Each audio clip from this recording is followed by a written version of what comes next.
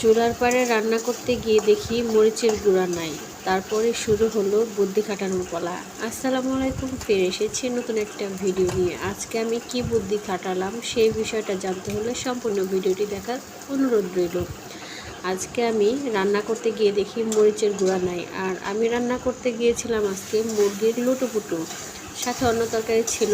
আর মুরগির লুটুপুটু বিষয়টা হচ্ছে অনেকের কাছে হাস্যকর, তবে হ্যাঁ, মুরগির লটপটি মানে মুরগির যেই চামড়া থাকে, পা থাকে, গলা, গিলা, কলিজা, এগুলো সব কিছু আমি ছোট ছোট করে কেটে নিয়ে তারপর কিন্তু মুরগির লুটুপুটু রান্নাটা করতে গেছি।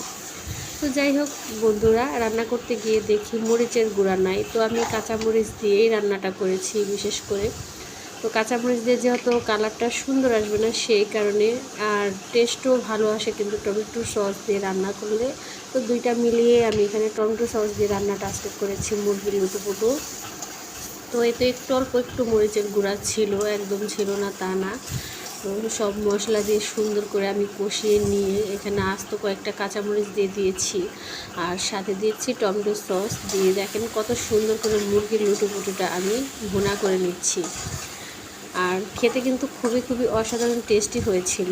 আপনাদের কাছে আমার আজকে মুরগির লুটুপুটু রান্নাটা কেমন হলো অবশ্যই কিন্তু আমাকে কমেন্ট করে জানাবেন। ভালো লাগলে একটা লাইক দেবেন, কমেন্ট করবেন, আর আমার ভিডিওটা শেয়ার করবেন, আমাকে সাপোর্ট করবেন, আমার পাশে থাকবেন। আল্লাহ হাফেজ।